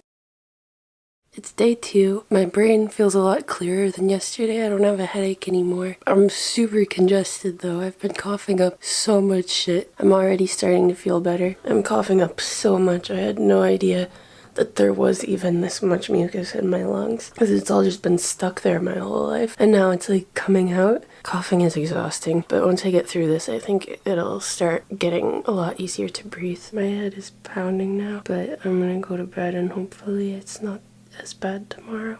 The next day, I woke up with a pounding headache and I had to stay in bed for a while. It's day 3 of taking Trikafta. Today's been a lot easier than the last few days. I've had headaches on and off, but not as bad as yesterday. I haven't been coughing very much today. I managed to leave the house and walk around. I have really bad stomach pains. I'm not sure if it's related to the drug or not. I haven't really coughed much today, but I still do feel like there's some stuff there. I can't take a full deep breath, but I'm also not coughing up as much as yesterday. Most people that I talked to that have already started it said after 72 hours they started to feel better. So hopefully it's the same for me. Day 4 was bad, and day 4 was the first day that I didn't pick up my camera at all because I was just in so much pain that I couldn't get myself to vlog. I felt an intense cramping in my upper stomach area. I kind of just dealt with it and hoped that it would go away by the next day because I don't really like to go to the hospital or anything like that if I don't have to. So I was just hoping it would go away and it was just a normal temporary side effect. By day 5, the pain got much worse. I was up all night crying and tossing and turning. I couldn't sleep because I was in too much pain. I called my doctor in the morning and she told me to go to the local hospital and get blood work and an x-ray. So that's what I did. I just got out of the hospital. I was there for a couple of hours. They took blood. I almost passed out, but I didn't. And they did an x-ray. Hopefully I'll know why I'm having such bad abdominal pains in a few hours or soon. I don't know. It's not as bad as it was this morning, the pain. It seems like it kind of comes and goes. The blood work came back perfectly normal, and the x-ray showed that my intestines were like super blocked up. And my doctor said that this is because all of the mucus is leaving my body. That includes my lungs, my digestive system, like every organ basically is covered in mucus when you have cystic fibrosis. And so because I'm on this drug and it's making my cells work normally, all the mucus has to come out. With all the mucus trying to leave my body, it created a blockage in my intestines. So basically food couldn't get through, and it was just causing this buildup of pressure where the blockage was. Basically, my doctor had me pick up Miralax, which is a laxative, and then I tried to go to bed. I was still in a lot of pain, but I managed to sleep a little bit.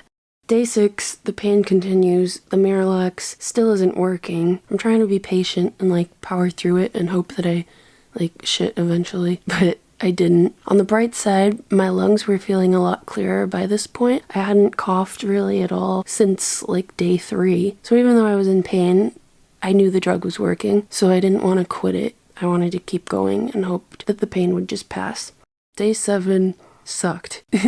Day 7, I woke up in the worst pain I've had yet. Right when I woke up, I called my doctor. I was crying because I was in so much pain, and she told me I need to go to the emergency room because she doesn't want my intestines to like rip open or anything super serious to happen. I'm on my way to the emergency room because I'm in so much pain. But it's been going on for days, and it's just getting worse. So I went to the emergency room. I drove myself there. It was like a 45-minute drive. I got so overwhelmed, and I kind of had a panic attack at the hospital, and I was hyperventilating and crying. It was embarrassing. I was mostly just afraid of my organs splitting open or something else bad happening. Eventually, after being there for like 8 hours, they gave me a super strong laxative, like the kind that they use for colonoscopy prep. I don't know how to say this without it sounding really gross. Basically, I shit a lot, but I still had to stay in the hospital overnight so they could monitor me. I was still in pain even after taking the laxative and everything. The next day, I woke up still in the hospital. This is not what I expected Trikafta to do to me. I've never really had digestive problems, even though I have CF, and that's like a common thing with CF. I knew this week was gonna suck, but I didn't realize how much it was gonna suck.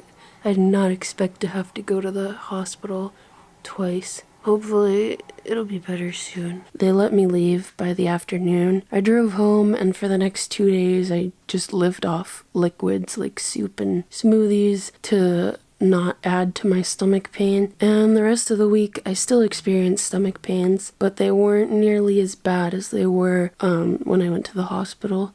Cystic fibrosis is a terminal genetic disorder, meaning it's not something I can just cure with diet or natural remedies or anything like that. It's something in my DNA, and it's something that the only treatment we have is this drug. So if I were to stop this drug, I would die probably of lung failure. The advantage of staying on it is kind of that I might not die of lung failure as soon, and the disadvantage is that I have this discomfort. My doctor is pretty confident that it's going to go away. Of course, there's gonna be symptoms when going through a detox this intense. I don't know, it's a little bit hard to explain to somebody that doesn't have CF or totally understand what CF is, but this drug definitely works. It's just getting over the adjustment period is really difficult. Hopefully I can look back on this video in a few months or a year or whatever and be like, wow, I was in so much pain, but I got through it, and look at me now. I definitely do feel an improvement in my lungs, and the pain is getting less and less every day, so hopefully it continues going in that direction.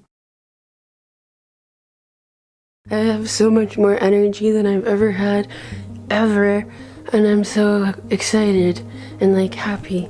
Ready? Wait. Listen to this. And I didn't even cough. Normally, in the last few winters, if I went outside like this, in like snowing weather, when it's this cold, I would like die and not be able to breathe. But now I can like walk around and I can breathe. Crazy.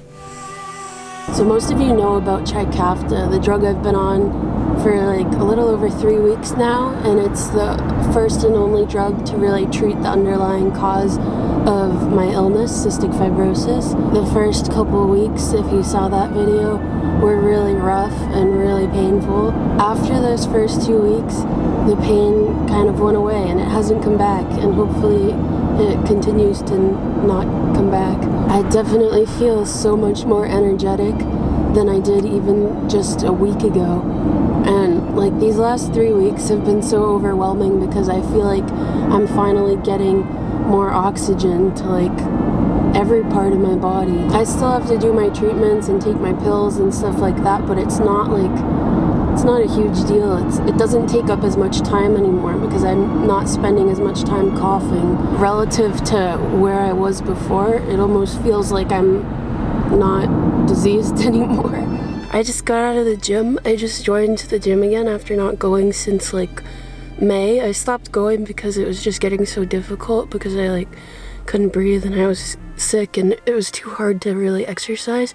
But I decided to join it again and see if I could do better now that I'm on Trikafta. And I just got out and I was able to run on the treadmill for an hour without coughing or without even really getting tired. Like, what? I don't remember the last time I've been able to run without coughing. I'm able to run and I'm not in pain. And this drug is working and I almost know what it's like to be a normal person. And I have energy. I'm so excited.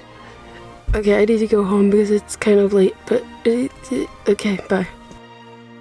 I feel like CF has been limiting me more than it ever has in this last year, and it's been really frustrating, and I've been kind of depressed a lot of this year because of it, and now finally things are starting to look up and I'm really happy, and I feel like I have more energy now to make things that I want to make, like art and videos and whatever else I decide to make. I don't even know what to say. I'm just so grateful. We should talk about how we met. We met because my grandmother found you through her church. When Grandma was looking for art lessons, this is right after Steph's mom died, she was looking for art lessons for her very talented granddaughter. She started off her first class, and the first thing she did, I got out of her because she wasn't very verbal. I got out of her that she liked penguins. So I was like, okay. I said, have you ever worked with pastel? And she said, mm-mm. And I said, okay. I said, well, let's try. You got an image you want to work with? And she looked it up and she found it for me. And it was two penguins doing what penguins do, which is bow their heads to each other. And it makes like a heart. You know, two penguins looking at each other like this with their heads down, and it formed this beautiful heart. So I teach her how to work with pastels. She had never done it before, and she whips up this drawing that, you know, we call it pastel painting. She whips up this painting that is just like phenomenal for the first time through. I'm like, oh my gosh, she could practically teach the class on, you know, pastel painting at that point. I'm like, okay, she's 13. Where am I going with this?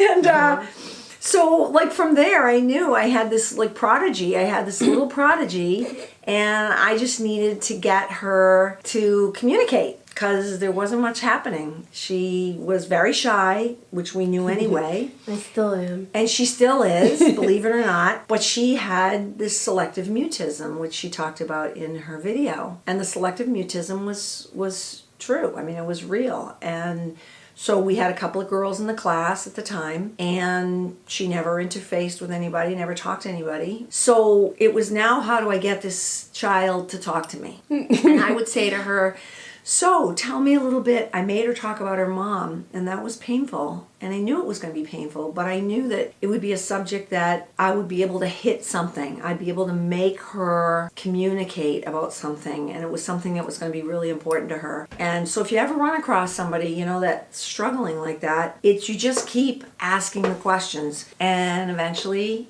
you would respond.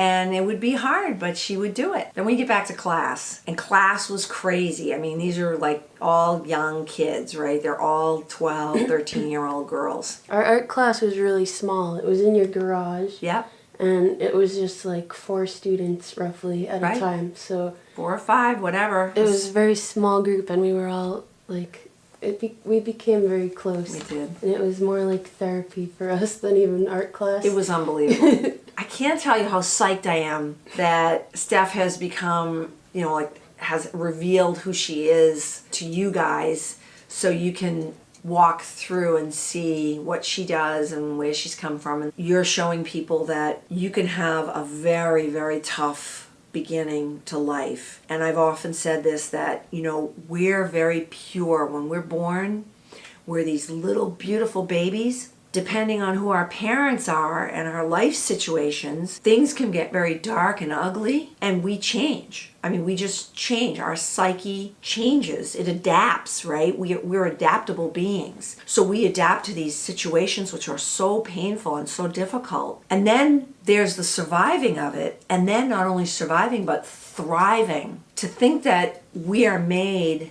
of the kind of material like Stephanie is, that she can not only survive but thrive, is a powerful example for me. I think it is so cool to video yourself and to let people into a world that they've never encountered before. And your world is a very special world. I mean, it's a complicated world because it came with such a fatal disease. I mean, not everybody has a story that says, I'm going to die by the time I'm 30. I mean, that's heavy. When you live feeling like that's all I have left, right, or these years, it puts a different priority on things in your life. Stephanie's been preparing for her life to end. And then this drug comes out and confuses everything. Right. Now what am I supposed to do? Now you gotta actually get serious. It's like, well, now what? I mean, not totally serious. No, I'm still never gonna be totally serious. I'm still gonna do the stupid shit I always do, but with a little bit more thought put into it, I guess. Right. A little more consideration for the future.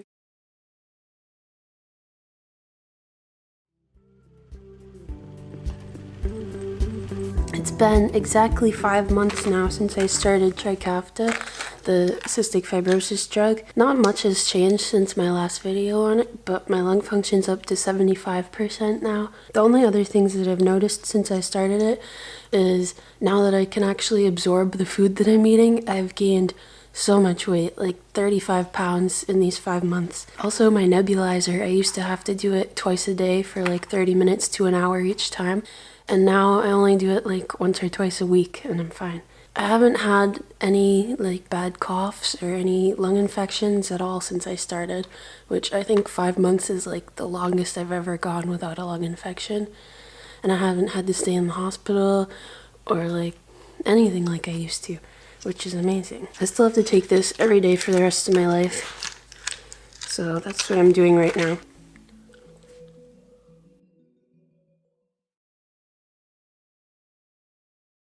Hello! I feel like I haven't sat down for a video in a long time. So if you've been following my series about Trikafta, which is the first ever drug to successfully treat cystic fibrosis, I did a lot of videos back on it, like toward the end of last year when it came out, and I haven't really done like a sit down and talk about what's happened since then. I guess if you're new here, hi, my name's Steffi and I have cystic fibrosis. It's a genetic disorder that I was born with and it causes my body to overproduce mucus, which clogs all my organs, most noticeably my lungs. I feel like I've said that so many times in so many videos, but I want people to be aware of what it is. And basically throughout my whole life I've been in and out of the hospital. I was constantly getting lung infections that unfortunately no matter what I did would not go away on their own, which meant I would have to get IV or oral antibiotics constantly. I would usually have antibiotics for about 2 weeks at a time, and for the 2 weeks that I was on them, they would work, but as soon as I went off of them, my lung infections would come back, and basically it was just like this constant cycle of getting sick, going on antibiotics, getting sick again, going on antibiotics, and there was nothing that I could really do about it. My lung function got as low as around 40%. It was getting to the point where I was becoming basically like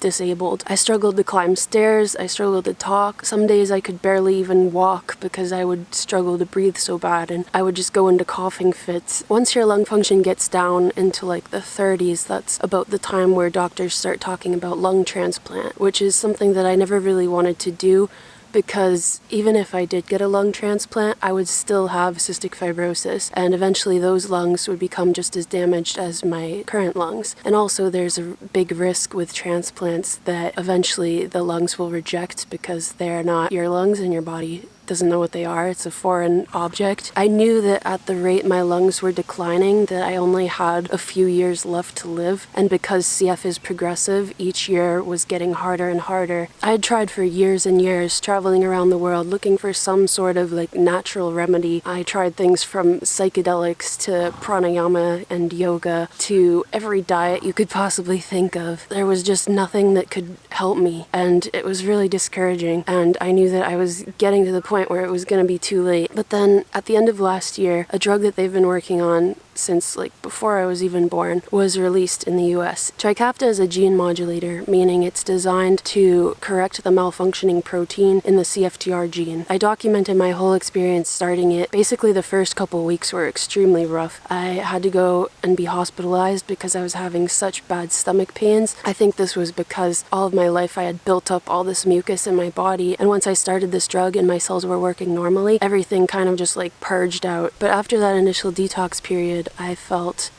amazing. It's hard to really put into words how different my body felt, and it just happened so fast. Before I started Trikafta, I did a PFT, which is a pulmonary function test, and my lung function was at 48%. And exactly 1 month after being on Trikafta, it was up to 73%. And a couple of months after that, it was up to 75%. And now it's kind of stabilized there. I'm not sure if it's ever gonna get to like 100% because there is a lot of scarring in my lungs from just years of lung infection. But 75% is still really good for someone with CF. I'm able now to do things that I never dreamed that I would ever be able to do again. Like I can run, I can laugh without going into a coughing fit, which is great because that was always like kind of embarrassing when I would be with my friends and start laughing. I would start coughing and then I would just be coughing for a couple minutes, and it was annoying. Also now I can talk louder and clearer and faster. A lot of people have pointed that out. Before it was so hard to talk because I just couldn't get enough air. I also don't have to do my nebulizer treatments at all anymore. I wake up in the morning and I can take a deep breath, which is something that I wasn't able to do before. In the past, I would wake up in the morning and my lungs would be so full of mucus just from what accumulated overnight. So when I would stand up, I would just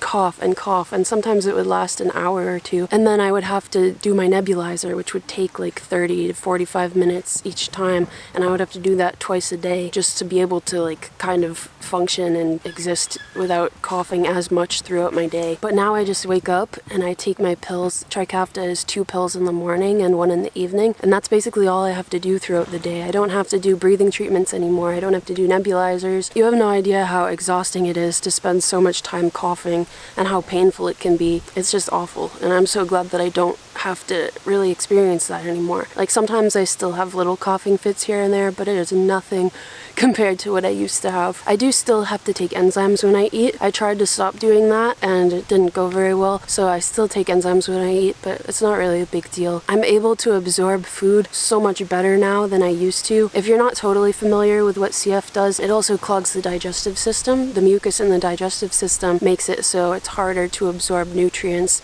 especially fat-soluble nutrients, which is why most people with CF are severely underweight. When I started Trikafta, I was around 120 pounds, and I'm pretty tall, so that's like kind of low for me, and I would eat so much. Like for every 1 meal that a normal person would eat, I would have 2 or 3 meals. My friends would see me eating and be like shocked by how much I could eat, but I had to because I had to maintain that weight, because if I got any lower, it would just put me more at risk for getting sick. Now I'm up to 155 pounds, which is by far the heaviest I've ever been, but my doctor's really happy with it. I also feel like my body is like starting to get curvier. Like I used to have very like stick thin like pencil legs, and now my legs actually have like something on them. I have like more of a butt now. My face is kind of filled out. I'm still trying to balance it out because my whole life I've been eating like so much, and now I have to like learn to eat like a normal person and just eat like 1 meal at a time and not 3 meals at a time. It's been kind of hard for me, but I'm like slowly working on it, and hopefully eventually my weight will like balance out. So those are all the positives that I've experienced so far, which is like there's a lot of positives for sure, but there are some negatives, and like any drug there are side effects, and I've definitely experienced some of them. I think the worst one is stomach pains. I feel like now my stomach is like constantly bloated no matter what I eat. There's a constant like dull pain in the center top of my stomach, like right here. It hasn't gone away since I started. It's not nearly as bad as when I had to be hospitalized, but it's still there and it's still uncomfortable. I'm kind of self-conscious now because my stomach can get like extremely bloated and it kind of looks like I'm pregnant. Like I've had people ask me if I'm pregnant, and you know, that's never a really great feeling, especially when you're not pregnant. There's also the risk of liver problems, which is a common side effect with Trikafta. It can cause liver enzymes to get too high, which can result in liver failure. And so I have to go into the hospital every couple of months to get a blood test and to check on my liver enzymes. So far it's been good and everything is good and healthy, but I don't know what's going to happen in the future. With a drug so new, it's kind of hard to predict the long-term side effects, so I kind of just have to take care of my body the best I can and hope for the best. There's also a risk of developing cataracts, so I have to go to the doctor yearly to check for that. Another side effect that I've experienced is brain fog. I've noticed that I'm more forgetful than I used to be. Like sometimes I'll do something 1 minute and then the next minute I'll have no idea if I did that or not. Like I'll take my pill and then I'll completely have no idea if I took it. I can't say for certain if it's related to Trikafta, but I didn't have this problem before that, so I worry that maybe it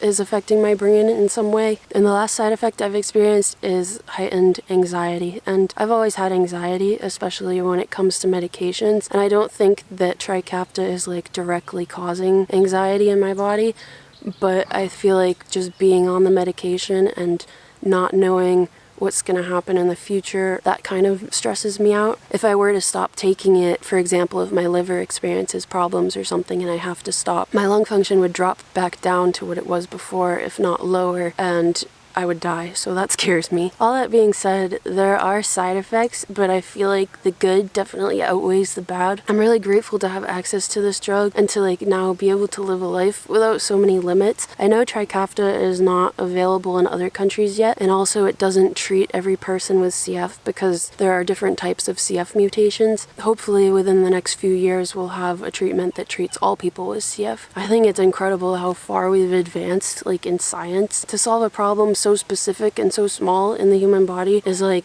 crazy to me. I think about how happy my mom would be if she knew how well I was doing now, because she fought so hard for CF and she donated so much money, and it's because of people like her that the funding was provided so that we could find something like this to help people with CF. But yeah, I feel like I just talked for so long. Basically, it's been amazing the last 6 months, and I wanted to give you guys this update video, and I hope you're having a great day. Okay, bye.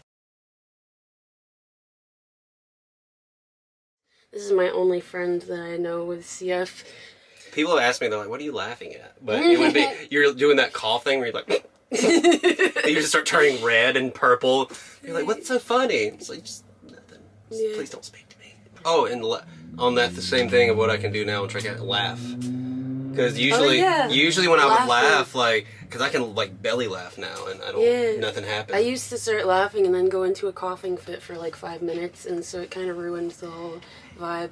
Yeah, it got to the point where I just quit laughing. Like, I would kind of be like, huh, or like barely, because if I started laughing and then it just hurt, and then I'd be coughing forever. See, there's like a bunch of questions about the same thing, so I might as well answer it. And it all pertains to like, you're not scared of being around each other because of Trikafta now, and why do CF people have to stay apart? So it's kind of all the same question. But. Yeah, well, people with CF are supposed to stay apart, at least before Trikafta came out, because we can like give each other infections through breathing. Yeah, like people with CF have bacteria that normal people can't get. Like, most people know of like what MRSA is, but you think of MRSA as like the skin MRSA, but we can get it in our lungs. Then you have like cepacia, which is a bad one. Microavium bacteria, I think that's how that's MAC, the abbreviation for that. Yeah. Something like that. And then Pseudomonas and all that. And it's not like, I mean, we don't really cough anymore or do anything now. So back in the day, I could see to where like... If one of us was like super sick, then I would understand. Yeah. But neither of us have a cough right now or anything. So I think we'll probably survive this interaction. Yeah. This might be a controversial question for some people, but it says, do you believe in any religion? We were talking about this yesterday. Particularly in the South, religion is very prevalent, I guess. There's churches everywhere. But you kind of realized at a young age that it wasn't something you believed in. Is that right? Yeah, I was raised Pentecostal, so for anyone who's not familiar with the Pentecostal branch of Christianity, it's basically everything in the Bible goes. And, you know, they speak in tongues, you can't cut your hair, you wear denim skirts. But for me, it's one of those things where if you are religious and it helps you, no matter what your religion is, no matter what you believe in, and you don't push it on others and it makes you a better person, I'm all for it. But I grew up in this Pentecostal church to where everyone thought they were the most holy things on the planet. But if you came in and you were any color but white, if you were gay, if you were not like a straight white Christian, dude, they just talk so much shit and like horrible things about people behind their back. And the whole not being able to ask questions, because like we don't question God. When you grow up in hospitals and you see like little kids dying and things like that happen, it's just really, it makes it really hard to believe there's some all-caring entity out there. I think the reason that we get along is because we both have a similar perspective on life, because we've almost died so many times and we have the same illness. And we've basically been through the same thing with this drug that came out that's like basically cured us, and now we're both having an existential crisis 24/7. Not that we weren't before, but now it's weirder because we're not dying. Right. There was once a time when I couldn't even get through a conversation without coughing. Hi, I have cystic fibrosis, and I spent the first 25 years of my life in and out of the hospital fighting lung infections and trying not to die. I couldn't breathe properly. I had to do hours of breathing treatments every day just to be able to semi-function. I could barely even talk or walk without going into extensive coughing fits. I definitely could not tattoo because it just wasn't realistic for me, and if I did, I would be coughing all over my clients, and that's just not very sanitary. Most people with CF die really young. It's a really deadly disease. I never even thought tattooing would be a possibility for me because I was never expected to live past my 20s. So what changed, you might ask? Why the hell am I still alive, and how am I tattooing full-time now? Great question. In late 2019, a medication came out that changed everything. I'm able to live with pretty minimal symptoms now. I can work, I can breathe, I can live a fairly normal life now. And that's why I didn't start tattooing until a couple years ago. It's not because I didn't want to, it's because my body physically could not. This version of me almost never existed, so I don't take any of this for granted. I'm very grateful to be able to do what I love doing in this life and still be alive. Ain't that something?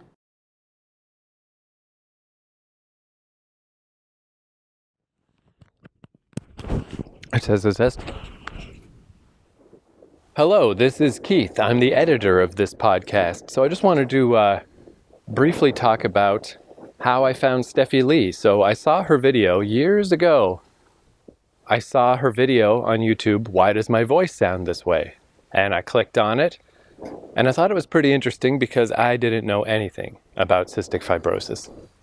And it's a pretty terrifying affliction. But what really solidified, instead of just being one of those YouTube videos you watch and you're like, oh, that's interesting to learn something, but what really solidified, I don't know, what's the right word, fandom? Continued interest? What made me subscribe is her video about trichotillomania, because I have that as well. Mine is not as bad. Like, I don't pull out my eyebrows or my eyelashes. In fact, it's like I don't have it as long as my hair is short. When my hair's short, I go years forgetting that I have this OCD behavior of wanting to pull out my own hair. But then when my hair gets long enough that I can kind of twirl it around a finger and play with it, I just start pulling it out, pulling out individual hairs. And it's been this way for 20 years, you know, like I never knew what it was. And I was like, why can't I stop doing this? And eventually I learned about it, and it's like, oh, I have that. And it's strange because it does just seem like, well, just like learn not to do it. But it's the terror of obsessive strange behaviors like this, I can't stop. And like I said, it's been 20 years. I've tried. I've tried and I can't stop. Luckily, when I'm traveling and stuff, it's just makes sense to keep my hair buzzed off. It's not that stylish, but yeah, I'm lucky that my trichotillomania is taken care of as long as I just have short hair. I'm all good. But yeah, it endeared her to me. That's probably the right word. Because I don't know that it's an extremely common thing. But I was like, oh shit, I got that. So I started watching her videos, and I guess it's kind of a habit that I get into with this podcast about Roger Swan or Iron Mouse is, these tragic stories. And more Stephi Lee was revealing itself to be a tragic story. I was like, oh man, it's like watching somebody, tied to the train tracks, but the train's coming 1 mile an hour. It's just so slow, but things aren't getting better. They're just getting worse and worse. So I just started, compiling her YouTube videos and arranging them. And it's like, maybe I'll put this out as a podcast someday, but even that is very morbid. It's like, if she passes away, I'm not going to want to do that. Maybe I'll just sit on it for 10 years until it doesn't feel as bad and then put it out, So I don't know. I didn't exactly know why I was doing it. I just was keeping track of her and pulling the relevant audio and, preparing for the inevitable. Which really does sound awful. Like, just waiting for somebody to die. Got the podcast already, got the eulogy. But I also found as I watched her videos, this idea of the wisdom of your elders. I've always found that extremely suspicious as a concept, that these people who have been on the earth longer than you, that they have this wisdom. I never bought into that because you can see the entire shape of their life. It's like, buddy, you're telling me all your wise thoughts, but I can see what you did with your 80 years on the earth, and I'm not impressed. You didn't do what I want to do. You didn't get where I want to get to. Haven't you just already, you've proven to me that if I follow your advice, I'm not going to do any of the stuff I want to do. I don't believe in the wisdom of your elders, frankly. But I was surprised listening to Stephi Lee. It's like, what about the inverse of that concept, though? What about the wisdom of people that are younger than you?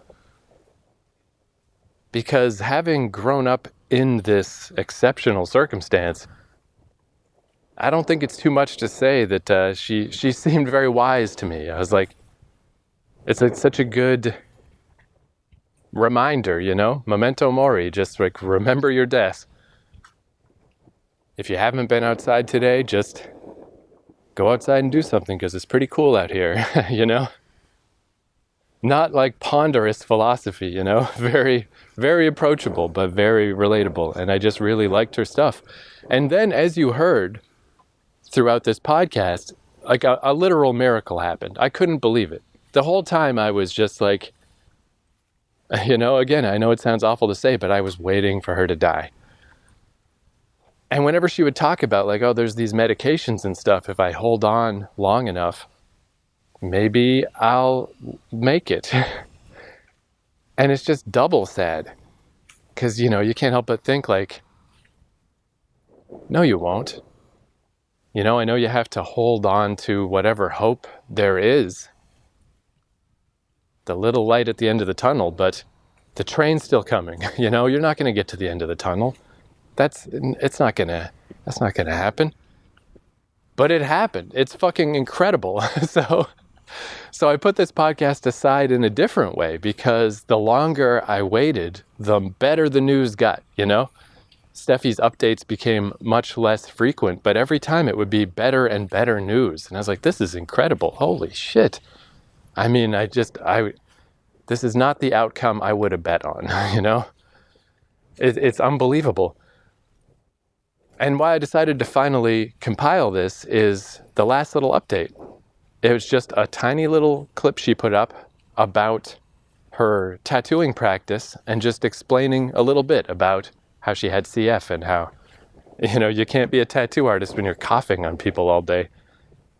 But I decided that was the time that, all right, the story's complete, because it went from the just crushing sadness of her trying to visit India and not making it a week and barely able to breathe, to the miraculous super drug that actually worked, like just the craziness of that, to now we're deep enough past all of that, that last little update video, it felt like it was talking about a different life. You know, it felt so far in the rearview mirror that it was just an update for the people that follow her for her artwork and for her tattooing, that maybe they really just don't even know about that. Maybe they don't know about her history because it doesn't matter anymore. And just how bananas that is, how crazy that is. So, it was finally time. But yeah, I have to put my cards on the table of like, this is not the podcast I thought it was going to be. And it's just so amazing that it is this. I don't know. I mean, the miracle happens sometimes. Sometimes you wish upon a fucking falling star and it works. It happens. I don't even know what else to say. It's insane. It's incredible. So I hope you enjoyed the story of Stephi Lee. She has been a great influence on my life. So, right now I'm in a little bamboo grove in Tanabe, Wakayama, because I'm cool like that. And I'm going to get back to hiking through this because, it's pretty cool place out here. Thank you for listening.